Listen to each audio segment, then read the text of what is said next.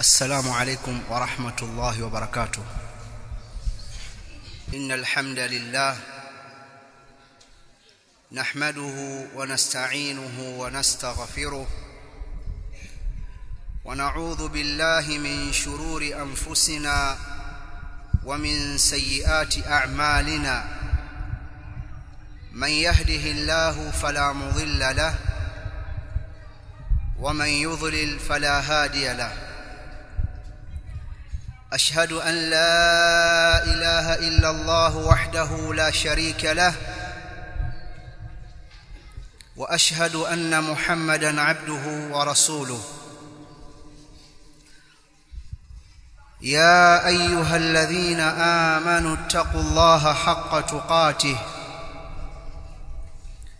ولا تموتن إلا وأنتم مسلمون. يا أيها الناس اتقوا ربكم الذي خلقكم من نفس واحدة وخلق منها زوجها وبث منهما رجالا كثيرا ونساء واتقوا الله الذي تساءلون به والأرحام إن الله كان عليكم رقيبا. يا أيها الذين آمنوا اتقوا الله وقولوا قولا سديدا يصلح لكم أعمالكم ويغفر لكم ذنوبكم ومن يطع الله ورسوله فقد فاز فوزا عظيما. أما بعد فإن أصدق الحديث كتاب الله وخير الهدي هدي محمد صلى الله عليه وسلم وشر الأمور محدثاتها فإن كل محدثة بدعة وكل بدعة ضلالة وكل ضلالة في النار. أيها الناس، أوصيكم وأوصي نفسي بتقوى الله عز وجل. يقول الله تعالى: ولله ما في السماوات وما في الأرض ولقد وصينا الذين أوتوا الكتاب من قبلكم وإياكم أن اتقوا الله وإن تكفروا فإن لله ما في السماوات وما في الأرض وكان الله غنيا حميدا. Ndugu zangu Waislamu, kwanza kabisa na kuhusieni pamoja na kuihusia nafsi yangu kumcha Allah subhanahu wa ta'ala kwa kutekeleza yale yaliyotuamrisha kwa kadiri ya uwezo wetu na kujiepusha na aliyotukataza kwa kuyaacha kabisa. Ayuha nnas, katika maisha yetu hapa duniani tunapita katika vipindi tofauti.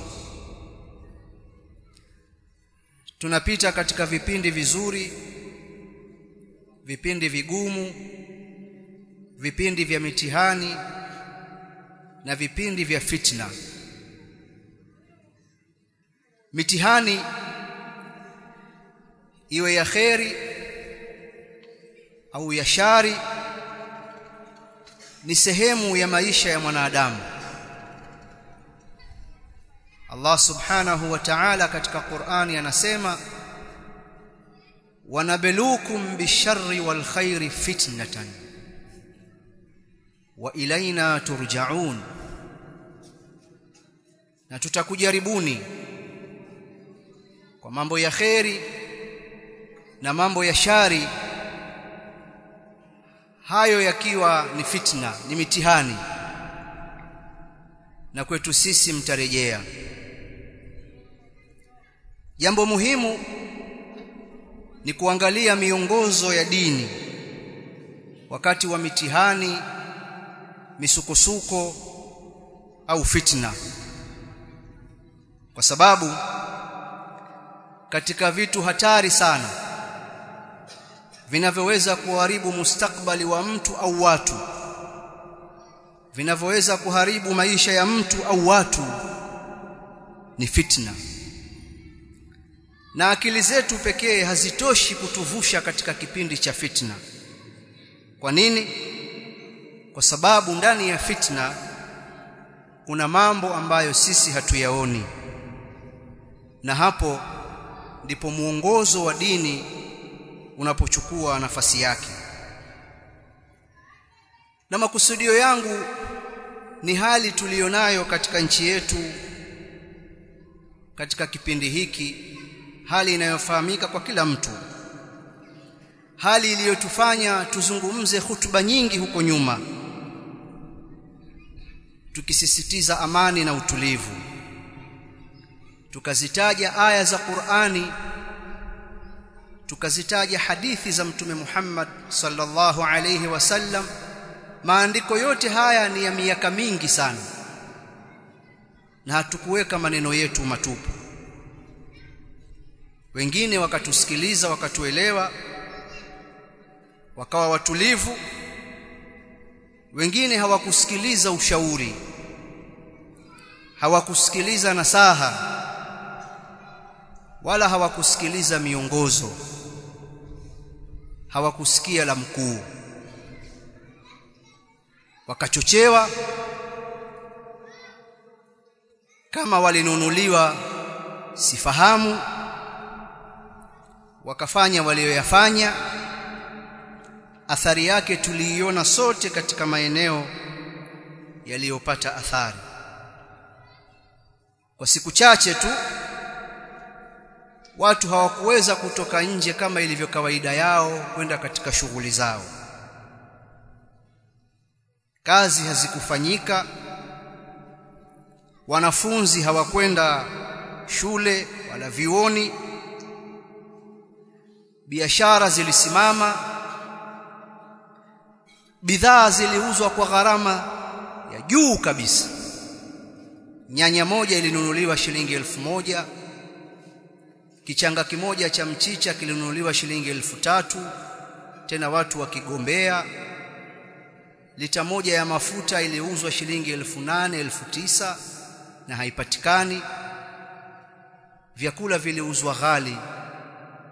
Na kwa taarifa yenu, hii ndiyo hali halisi katika maeneo yote ambayo hayana utulivu.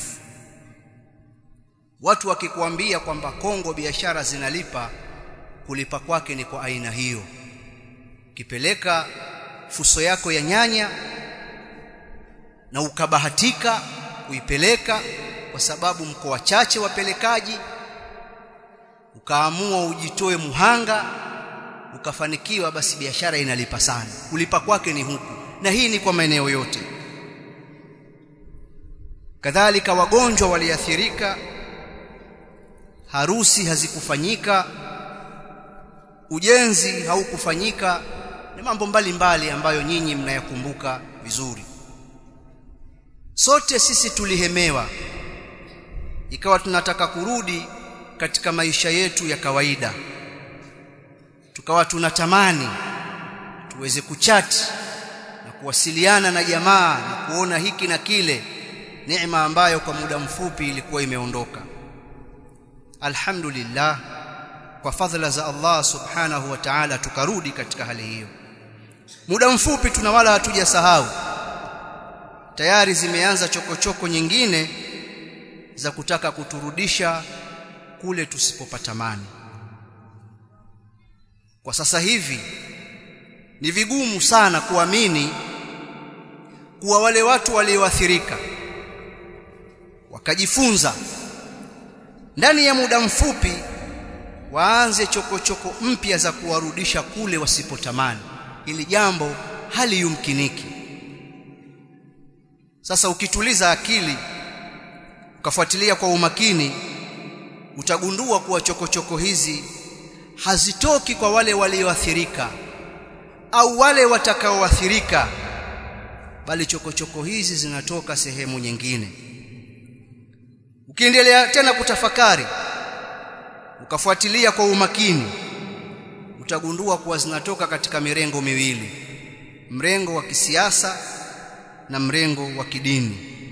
Na ukizama ndani tena zaidi utagundua kuwa mrengo wa kidini ndiyo umechukua nafasi kubwa katika hili jambo ambalo liko mbele yetu. Na kama ilivyo kawaida katika jamii, unapotokea mpasuko, kuna watu hukimbilia kwenda kuuziba mpasuko ule kwa sababu ya maslahi wanayoyataka kwa watu. Kadhalika kuna wengine wanatumia fursa hiyo hiyo katika kuendeleza mpasuko huo kwa maslahi yao na si maslahi yenu tena, si zile hoja zenu mlizokuwa mkiziweka mezani mkazizungumza. Kwa hiyo hoja na interest zinaongezeka pale ambapo tayari katika jamii kuna mpasuko, fitna inaongezeka. Nyinyi mnabaki na hoja zenu kwamba sisi hatukupata fursa ya kisiasa, ima ya kuchagua au kuchaguliwa, au sisi hatumtaki kiongozi huyu kwa sababu ni Muislamu na kuna maslahi fulani hayazingatii. Wenzenu wanakuja na la kwao na ya kwao. Kwa hiyo kuna mambo mengi katika jambo hili. Qur'ani tukufu, hiki kitabu chetu, ni mwongozo usio na mfano. Kama mtu atakisoma kitabu hiki kwa mazingatio na akayasoma matukio kwa mafunzo, ni mwongozo mzuri sana. Katika kitu nataka kuwatajia leo, kama kutilia mkazo haya niliyomaliza kuyazungumza hapo juu, ziko aya katika suratu Tauba, Allah subhanahu wa ta'ala akielezea tukio la vita vya Tabuk, akawaelezea wanafiki, akawakashifu katika sura zilizowaweka wazi wanafiki kwa kiwango cha hali ya juu. Basi miongoni mwa hizo ni suratu Tauba. Sasa kuna kundi halikutoka kwenda vitani kushiriki pamoja na Mtume Muhammad sallallahu alayhi wasallam. Kuna walikuwa na udhuru wa ukweli kabisa ambao ni waumini thabiti, na kuna wengine walikuwa ni waumini hawakuwa na udhuru, na kuna wengine hawakuwa waumini wala hawakuwa na udhuru, lakini wako pamoja na jamii ya Waislamu. Wakaondoka watu wao wakabaki. Kuna miongoni mwa Waislamu wasiojua hali yao, jambo lile likawa limewasikitisha, kwamba tungelishiriki pamoja nao tukawa wengi, hawajui kinachoendelea.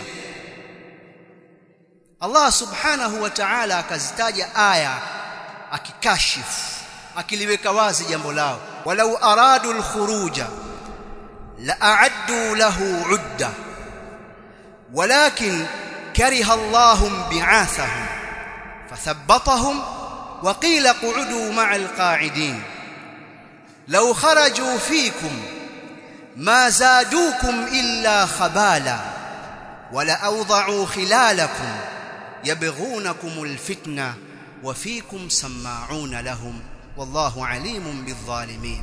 Allah anasema walau aradu al-khuruja, na lau hao wanafiki wangelitaka kutoka pamoja nanyi kwenda katika jihad, la a'addu lahu 'udda, wengeliandaa kwa ajili ya huko kutoka, wengefanya maandalizi. Walakin kariha Allahum bi'athahum, lakini Allah amechukia kutoka kwao, hakutaka watoke. Fathabbatahum, akawatia uzito. Waqila qu'udu ma'al qa'idin, na pakasemwa kaeni pamoja na wanaokaa. law kharaju fikum, law wangelitoka pamoja nanyi, ma zadukum illa khabala, wasingelikuzidishieni nyinyi isipokuwa machafuko, wala awda'u khilalakum yabghunakumul fitna, na wengelitangatanga baina yenu huku na huku, wengelitumia mianya na mipasuko mlionayo, yabghunakumul fitna, wakitaka kuwatilia fitna. Wafikum, na wako miongoni mwenu, sama'una lahum, wanaowasikiliza wao. Wallahu alimun bidhalimin, na Allah ni mjuzi mno kwa madhalim. Allah hakutaka watoke. Kwa hiyo msije mkaona kwamba kundi limepungua. Wengelitoka wasengeliwazidishia hao isipokuwa machafuko, na wengelitumia mianya na mipasuko, wengelihangaika baina yenu huku na huku. Lengo lao si jingine, ni kutafuta fitna na kuwapasua. Allah anawajua madhalim, na wako miongoni mwenu wanawasikiliza. Hawajui hali yao na shani yao, wanaona kama ni watu wa maana sana, wanawasikiliza wao. Linaweza likasemwa jambo la kuchafua, lakini kwa kuwa wamelisema wao na wako miongoni mwenu wanawadhania khairi, likawapasua. Waacheni wakae, kukaa kwao ni khairi. Wakati mwingine katika mambo kama haya kunaingia wanaoingia kwa lengo la kuendeleza ule mpasuko na kuleta kuchochea na kutumia ile mianya ambayo ipo kuongeza fitna na kuzidisha uovu katika hiyo jamii. Sasa ni dhahiri kuwa kuna watu wanachochea jambo la kuleta machafuko katika nchi hii kwa nguvu kubwa, si kificho tena, bali kwa fedha na mipango kabambe. Wametumia mwanya na chokochoko tulizozianza wenyewe. Sasa hali ikiwa imefika namna hii, sisi tuna muongozo gani kwa waumini, kwa wananchi wa nchi hii? Lakini ni muhimu pia tukaeleza sisi kwa nini tunazungumza masala haya. Je, tunazidandia ajenda za wanasiasa? Tunajibishana kwa ajili ya faida fulani ya kundi la siasa dhidi ya kundi jingine? Nyinyi mnafahamu kuwa sisi na manhaji yetu hatudandii ajenda za siasa tukajiingiza katika malumbano kwa maslahi ya kundi moja dhidi ya kundi jingine. Sisi tunazungumza suala hili na kujadili hoja zilizoletwa na kutoa miongozo, kwa sababu jambo hili limegusa mstari hatari katika ajenda zetu tulizozisimamia kwa miaka yote, suala la amani na utulivu. Amani na utulivu ambao ndio kitu tumekisema, tumeandika, tumefundisha, tumesisitiza juu ya kulinda amani na utulivu. Sasa kitu hiki kikiwa kimetetereka, tumeona kwa macho yetu na tumeona kuna uchochezi wa kuvunja amani na utulivu kwenye mitandao ya kijamii na sehemu nyingine, tena kutoka kwa watu wengine wako nje ya nchi. Tumesikia matamko kutoka makanisani, tumesikia matamko kutoka kwa asasi za kiraia, za kitaifa na za kimataifa.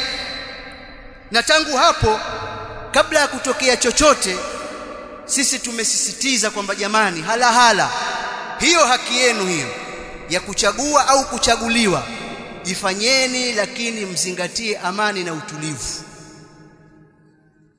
Kwa sababu uzoefu unaonesha chaguzi katika nchi zetu hizi za Afrika ni shida kubwa. Maandishi yanaonesha hivyo na hali halisi inaonesha hivyo. Je, bado sisi viongozi wa jamii za Kiislamu hatuna wajibu wa kutoa miongozo katika hali hii? Na kwamba tukitoa miongozo yaonekana tunatumika kisiasa, kwamba kunachezwa game ya kutaka kutetea mamlaka na serikali kwa sababu waislamu ndivyo walivyo, wanaingizwa. Sisi waislamu ni watu tuna utambuzi mkubwa wa mambo yanavyoendelea katika nchi hii na duniani kwa ujumla. Twayajua mambo ya siasa yamezungumzwa mara ngapi huko, hoja zao zimezungumzwa mara ngapi, sisi hatukujua kuzijadili hapa au kutetea. Lakini linapoingia jambo ambalo lina maslahi ya watu, na sisi tuko wengi katika nchi hii, lazima tutoe miongozo. Sasa miongozo yetu katika wakati wa sasa itajikita katika kuacha malumbano, kuacha uchochezi, kuacha kuipasua jamii, na kila mtu achukue nafasi yake katika kulinda amani na utulivu, kwa sababu jamaa wameshapenya, wanataka kuivuruga hii nchi. Zile hoja za madai ya haki kwa hakika tumeziona si hoja za msingi, ni maneno matamu yaliyotumika kwa makusudio maovu. Lakini ukiviangalia viashiria vya haki katika jamii baina ya wakati wa sasa na uliopita, pamoja na mapungufu yaliyopo sasa, lakini watu wote wanaona kwamba sasa kuna nafuu kidogo kuliko wakati uliopita. Angalia uhuru wa watu, angalia watendaji serikalini, angalia vyombo vya habari, angalia huo utekaji unaosemwa, angalia kuna nafuu. Sasa hatusemi kwa mambo yote ni sawa, isipokuwa nchi za Kiafrika kitu rahisi sana kukipenyeza na ili kieleweke ni haki, kwa sababu kweli kuna mapungufu katika utendaji haki katika mamlaka nyingi. Kwa hiyo ukipenyeza hiyo inapenyezeka, na mtu atatajiwa hili, atatajiwa ubadhirifu, atakubali. Sasa hiyo tumeweka pembeni haya. Sasa tumejikita katika kuondoa hali ambayo ipo na kuwasihi watu wawe watulivu, kwa sababu mpasuko tuliousababisha wenyewe umetuletea shida na changamoto. Aqulu ma tasma'un wa billahi at-tawfiq. Alhamdulillah hamdan kathiran tayyiban mubarakan fihi mil'a as-samawati wal ardh wa mil'a ma baynahuma wa mil'a ma shi'ta min shay'in ba'd. أهل الثناء والمجد أحق ما قال العبد وكلنا لك عبد. اللهم لا مانع لما أعطيت ولا معطي لما منعت ولا ينفع ذا الجد منك الجد. والصلاة والسلام على أشرف الأنبياء وإمام المرسلين نبينا محمد صلى الله عليه وعلى آله وأصحابه أجمعين. أيها الناس, ndugu zangu waislamu, tuliwahi kusomewa hadithi nyingi za Mtume Muhammad sallallahu alayhi wasallam zinazowataka watu wasiwaasi viongozi wao na kuwashambulia na kutaka kuwaondoa. Mimi siwezi kuzirudia kwa sababu ya wakati tulionao, na nyinyi ni tulabul ilm, wengi wenu hadithi hizo mmezihifadhi. Ikiwemo miongoni mwa hadithi hizo ni pale Mtume aliposema tasma'u wa tuti'u lil amir wa in daraba dhahraka wa akhadha malak. Msikilize na umtii kiongozi, usimkhali, usitoke nje ya taa yake hata akikupiga na akichukua mali yako. Mimi nafahamu kuwa nyinyi hamkumfahamu vibaya Mtume Muhammad sallallahu alayhi wasallam, na nafahamu kuwa nyinyi mnafahamu kuwa maswahaba ndio kabisa hawakumfahamu vibaya Mtume Muhammad sallallahu alaihi wasallam. Na maanisha nini? Katika ulimwengu wa siasa za sasa na hizi mbio za demokrasia zilivyo, inaonekana dini zinatumika katika kuwalaza watu wawe watulivu na ili watumiwe na watawala, kwa sababu mapambano hasa ya demokrasia na haya maneno ya demokrasia haya yalipoanza huko Ulaya yalitokana na jambo hili. Walikuwa wakilalamikia kanisa dhidi ya ukandamizaji, ndio yakaanza mapambano mpaka hali ikafika hapa. Kwa hiyo ile fikra ipo. Tukizungumza suala la dini kwamba Mtume amesema hivi, kuna watumiaji wanaona zinatumika dini katika kueleza mambo ya kuwalaza watu. Sasa ndio nawaambia, mimi najua kwamba nyinyi hamkumuelewa vibaya Mtume Muhammad, kwamba eti bwana mtume awaambia watu wasikilize na kutii kwa malengo ya kuwalaza kisiasa, kwa sababu yeye ataka kuendelea kuwatawala zaidi na kuwanyonya. Ndio tafsiri itakayokuja. Nimekataa kukataa kwa sababu najua nyinyi mnamfahamu Mtume Muhammad, mnafahamu heshima yake, mnafahamu mafundisho anayoyaleta sio ya kwake bali ni Qur'ani. Wama yantiqu anil hawa in huwa illa wahyun yuha. Pamoja na hayo, ukiachilia mbali maandiko na heshima mlionayo kwake ya kwamba sio mtu laghai, maisha yake yaliyoishi yanaonesha kwamba hakuwa ni mtu wa aina hiyo. Mtu aliyetaka kuwadanganya watu na kuwarubuni engelikuwa ni mtu wa kujilimbikizia mali, wa kutaka mamlaka, wa kuitaka dunia, wa kutaka hiki, na mtume hakuwa hivyo. Wamemwandika hivyo Waislamu, na hata wasio Waislamu waadilifu wamemwandika hivyo. Kwa hiyo hatuwezi kumtilia shaka ya aina yoyote kwamba maneno yake yoyote yanayotaka watu wawe na utulivu kwa viongozi, basi anataka kujifeva yeye au familia yake, kwa sababu pia hakusema kwamba baada ya mimi atakuwa mwanangu huyu kiongozi. Hakusema hivyo. Ameishi maisha ambayo yeye mwenyewe akiwa ana kitu ataka kukitoa haraka. Ameishi maisha ya kugawanya mali ya haki na uadilifu uliopindukia mipaka. Haingii katika fikra kwamba eti ana malengo ya kutaka kuwalaza watu. Kama hana malengo ya kutaka kuwalaza watu, maneno haya maana yake nini? Maneno haya maana yake ni maslahi kwa watu, kwamba ikitokea kwa alivyofundishwa yeye na ilmu aliyopewa, watu wakataka kuleta machafuko bila ya kufuata vigezo vya kisheria, madhara yatarudi kwao.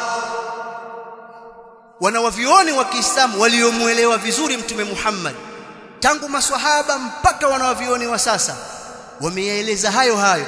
Miongoni mwa hao ni Sheikhul Islam Ibn Taymiyyah, akasema waqalla man kharaja ala imamin dhi sultanin illa kana ma tawallada ala fi'lihi min ash-sharri a'zamu mimma tawallada min al-khair.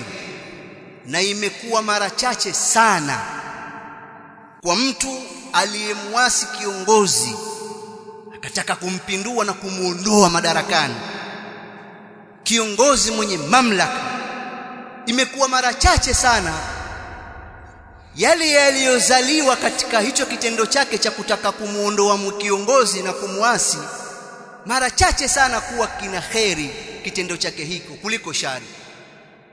Kwa maana yaliyozaliwa kwa kitendo hiki katika shari ni makubwa zaidi kuliko yaliyozaliwa katika kheri. Ukweli uongo mtajijibu nyinyi wenyewe kwa kuangalia hali halisi. Je, ni kweli kwamba kupambana na kutaka kuondoa viongozi kumeleta shari zaidi kuliko kheri? Na nyinyi ni wasomi, na huko mitandaoni kuna wasomi sana huko wenye PhD, wenye degree mbalimbali za mambo mbalimbali huko. Nyie wasomi mnakwenda kwa case study. Tupeni mfano mmoja kwamba kuna sehemu fulani ilifanya vurugu ya kumuondoa kiongozi, ikachoma, ikadhuru, ikaua, ikapambana na vyombo vya dola. Halafu baada ya kuiondoa serikali hiyo, baada ya muda mfupi maisha yakawa mazuri. Baada ya muda mfupi maisha ya wale waandamanaji yakabadilika kuwa mazuri. Kama mtu alikuwa hana baskeli, baada ya miezi 6 ana baskeli sasa. Kama mtu alikuwa hana bodaboda, sasa ana bodaboda. Mwenye bajaji anazo 2. Kuna mtu alikuwa hana nyumba, kaandamana mpaka serikali ikaanguka. Baada ya mwaka ana kijumba chake cha gorofa bwana. Tupeni hiyo mifano. Sisi twaona watu wakishaingia vurugu, kuna watu wataitwa 2 watatu, watazungumza, kama kuna maslahi, kuna vitu watavipata wao. Wewe ukishakuwa umekula risasi, umepigwa, umedhuru, wewe huna unachokipata tena. wala familia hazipati. Tupeni mifano, si wasomi nyinyi, mna case studies, tupeni kwamba nchi fulani takwimu hizi hali ilikuwa hivi, sasa hivi ilikuwa hivi. Mimi nasema zipigieni mfano nchi zote. Watu hawakuendelea hivyo bwana. Ukisikia Malaysia imeendelea, basi ujue kulikuwa kuna dhamira ya dhati ya kiongozi aliyekaa yeye na wananchi wake, wakajadiliana namna ya kuiendeleza nchi, wakaviruka viunzi na vikwazo vya mataifa kandamizi. Miaka 20 alikaa na kuijenga nchi. Baadaye ndio matunda yakaonekana, yeye na watu wake. Political will, uadilifu na uaminifu na amani na usalama. Hiyo mimi naijua. Ama kwamba kuna waandamanaji baada ya muda sasa kupindua serikali na nchi kuchafuka, wamepata maendeleo mazuri zaidi, hii nitawapa challenge, unitajie nchi gani. Isipokuwa uhalisia tunauona ya hiki alichokieleza Mtume Muhammad sallallahu alayhi wasallam na kufafanuliwa na wanawavyuoni kama huu niliyomtaja Sheikhul Islam Ibn Taymiyyah, tunaona kijume chake.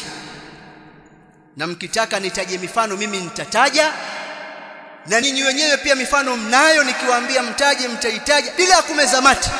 Taja nchi ambazo zimeathirika na hazikufaidika chochote, mtazitaja: Somalia, Kongo, Libya, Yemen, Sudan, Central Africa na nchi nyingine nitazitaja tu, zinakuja tu kwa wingi. Vyombo vya habari vile vile vilivyoturipotia kuhusu nchi hizi na kuonesha uzuri wa kilichokuwa kinafanyika kule, baada ya muda mfupi tu wanatuletea documentaries za kuonesha njaa katika maeneo haya. Nyinyi mko wapi kwani? Vyombo vya habari vilivyokuwa vikituonesha kuhusu Sudan ni juzi tu hapo, vikaonesha maandamano kuipinga serikali na kutaka kumuondoa kiongozi madarakani, vikatuonesha kwamba angalia mwanamke huyu, kijibinti kidogo hiki kinaongoza maandamano, kijasiri hiki, kina nguvu hiki, kina asma hiki, kibinti hiki, angalia. Wakatuletea ushawishi chungu tele. Sasa hivi mwaka mmoja na nusu, miaka miwili haijaisha, vyombo vya habari hivi vyatuletea documentary, Sudani kuna njaa. Mwangalie huyu kijana aitwa fulani bin fulani, ana miaka 12, kakatika miguu, hasomi, ana njaa, umeme hamna. Sijui nisemeje. Sasa hivi ndio kinachofanyika.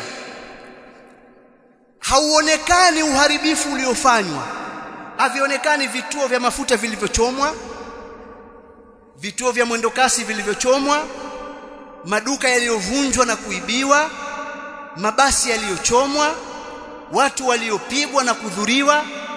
Vyombo vya habari vyote vyazungumza kwamba waandamanaji wamekuwa wana haki, zimetumika nguvu kubwa katika kuwazuia waandamanaji.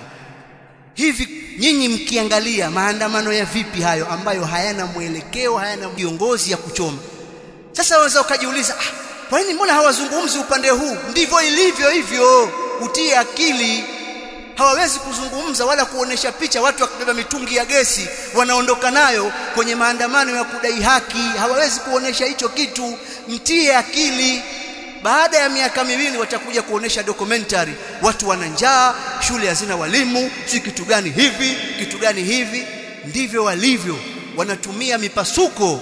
Walau awda'u khilalakum yabghunakumul fitna wa fikum sama'una lahum, na wapo miongoni mwao wanawasikiliza wao, wanaona watu wa maana, wakaenda kwao wakazungumza, wakapata maelekezo.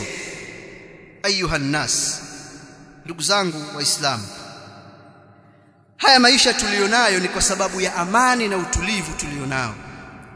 Ukaweza kwenda kazini, ukaweza kuendesha bodaboda yako au daladala yako, ukaweza kwenda kulima, ukaenda benki, ukafanya kazi zako, ukatuma status ya kushajihisha maandamano, ni kwa sababu ya amani na utulivu. Nje ya amani na utulivu yote hayafanyiki. Matamko yanayotolewa makali kabisa, yakasifiwa, yametolewa na watu wenye PhD, yana maana sana matamko haya. Nchi inapokuwa amani na utulivu nchi inapokuwa katika oda, nje ya amani na utulivu, matamko haya hayana maana yoyote. Ni karatasi tulimesomwa, atalisikiliza mtu mmoja wawili, watu washachanganyikiwa. Mali ulizonazo na ardhi ulionayo ina maana pale palipo na amani na utulivu. Na akija mtu akiingia, wamuuliza mbona hapo umeingia? Kwangu hapa. Kuna watu watakuja watamwambia wewe ondoka hapa, sio kwako, kwa huyu. Yote haya yana maana kwa sababu hiyo. Msije mkahadaliwa. Usidhani kuwa kuivuruga nchi hii na kuleta machafuko katika nchi hii ni kumkomoa rais na serikali yake.